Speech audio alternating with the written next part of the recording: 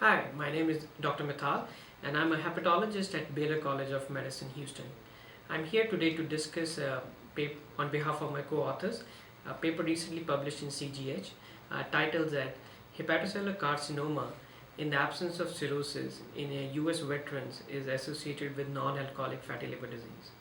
As we all know, hepatocellular carcinoma usually occurs in the presence of underlying cirrhosis. In however 10 to 15% of patients we know it develops in the absence of cirrhosis. There are no systemic studies, especially from US, analyzing the risk factors and the proportion of patients who develop this condition. To answer this question, we analyzed data from the US National VA database. We identified 1500 cases of verified HCC.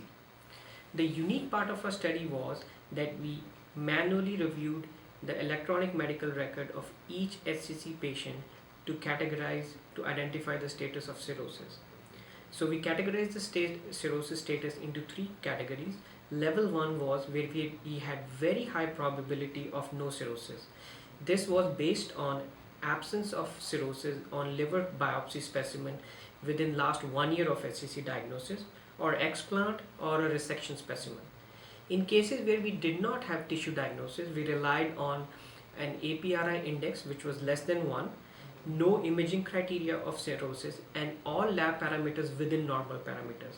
So an individual had to satisfy all these criteria to be labeled as high probability of no cirrhosis. If we had any evidence of cirrhosis on biopsy or labs or imaging or any evidence of decompensation, we labeled these patients as having cirrhosis. Out of a cohort of 1500 patients, 43 or about 3% patients had no evidence or very high probability of no cirrhosis. 151 or about 10% of patients had high probability of no cirrhosis. 1201 patients had HCC in the presence of cirrhosis. In about 7% of patients, we had insufficient evidence to categorize them into any of these categories. When we analyze the risk factor distribution in these three categories, we find that only 65% patients of NAFLD related HCC had evidence of cirrhosis at time of diagnosis. This compared to 89% of alcohol related HCC and 91% cases of Hep C and 92% cases of Hep B related HCC had evidence of cirrhosis at time of diagnosis. And this result was statistically significant. We also analyzed logistic regression analysis to identify the association between risk factor and development of HCC in absence of cirrhosis. In the first model, we found that NAFLD related HCC were 5-fold likely to have HCC in the absence of cirrhosis as compared to Hep C related HCC.